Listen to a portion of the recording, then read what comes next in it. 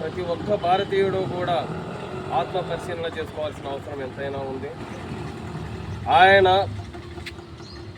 ఈ రాజ్యాంగాన్ని రచించడానికి ముందు ఆయన పడినటువంటి అవమానాలు అయితేనేమి, సంఘర్షణలు అయితేనేమి అన్నిటిని కూడా క్రోడీకరించి భవిష్యత్తులో ఏ భారతీయునికి కూడా ఇలాంటి సమస్యలు రాకుండా ఉండాలని, అందరికీ సమానత్వాన్ని, అందరికీ ఆపర్చునిటీస్ అవకాశాలని సమానంగా ఉండాలని ఆయన ఆనాడే భావించి రచించినటువంటి రాజ్యాంగం ఈరోజు కూడా ఎగ్జిస్ట్ అయ్యింది. ఈరోజు కూడా అది ఇంకా మనుగడను సాధిస్తుందంటే ఆయన యొక్క దూరదృష్టిని మనం ఈ సందర్భంలో ఎంతైనా గుర్తు చేసుకోవాల్సిన అవసరం ఉంది. ఆయన దేనికోసం కష్టపడ్డాడు? అంటరానితనాన్ని నిర్మూలించడానికి కష్టపడ్డాడు. కింది స్థాయి బడుగు బలహీన వర్గాలకు మిగతా వారితో సమానంగా అవకాశాలను కల్పించడంలో కష్టపడ్డాడు. కష్టపడమే కాకుండా అలాంటి అవకాశాలను ఎవరో ఇస్తే కాదు,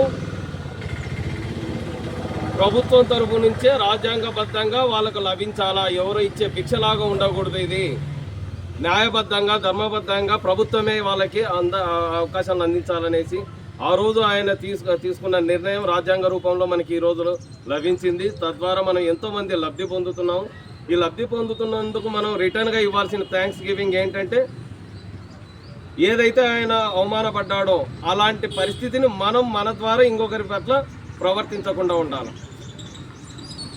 వీడు తక్కువ కులం వాడే, వీడు ఎక్కువ కులం వాడే అనే అసమానతలు ఉండకూడదు. వీడు ఉన్నవాడే, వాడు లేనివాడే అని దానికి తగ్గట్టుగా వాళ్ళ పట్ల మనం వ్యవహరించకూడదు. అందరికీ సమాన అవకాశాలు ఉండాలి, అందరినీ సమానంగా గౌరవించాలి. ఈ బేసిక్ పాయింట్ కానీ మనసులో ఉంటే ఏ సమస్యలు ఈ భారతదేశంలో రావు. అందరి పట్ల సమానంగా ఉండడం, అందరికీ సమాన అవకాశాలు కల్పించడానికి మన వంతు దోహదపడ్డాం. అది ఈ ఉద్యోగ విషయాల్లో అయితేనేమి, రాజకీయాల్లో అయితేనేమి, ఎక్కడైనా కానీ ఈ రెండు ప్రిన్సిపల్స్ కానీ ఏ రోజైతే మనం పాటిస్తామో, సమానత్వం, సమాన అవకాశాలు, దీన్ని మించినటువంటిది ఇంకా వేరేది లేదు. ఇది ఒక రామబాణం లాగా పనిచేస్తుంది. ఖచ్చితంగా రిజల్ట్స్ని ఇవ్వగలిగేటువంటి ఆయుధాలు ఈ రెండు. ఆయన బలంగా నమ్మినాడు, దాన్ని మనం ఆచరణలో పెట్టి చూపించాలి.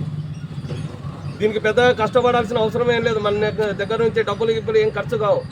మన వ్యవహార శైలిని, మన ఆలోచన ధోరణిని మార్చుకుంటే చాలు. భారతదేశంలో ఉన్న సోదరులు అందరూ కూడా నా కుటుంబ సభ్యులే. అందరి పట్ల నేను సమానత్వాన్ని ప్రదర్శించాలా, అందరి పట్ల నేను ప్రేమాభిమానాలు చూపించాలా, అందరికీ అవకాశాలు కల్పించాలా అనేది మనం బలంగా ప్రజల్లో తీసుకుపోవాలా, మనము పాటించాలా అనేసి ఈ సందర్భాన్ని పురస్కరించుకొని మీ అందరికీ విజ్ఞప్తి చేసుకుంటూ ఈ అవకాశాన్ని ఇచ్చినటువంటి సోదరులకి మీ అందరికి కూడా పేరు పేరున ధన్యవాదాలు. జై భీమ్, జై భీమ్, జై భీమ్, జై భీమ్, జై భీమ్. Thank you sir. ఇందాక మన మనోజన గారు మాట్లాడినట్లు ప్రపంచ మేధావి, ప్రతి ఒక్క భారతీయుడు, ప్రతి ఒక్క సమస్త ప్రాణకోటికి బ్రతకడానికి స్వేచ్ఛ కల్పించి వాటికి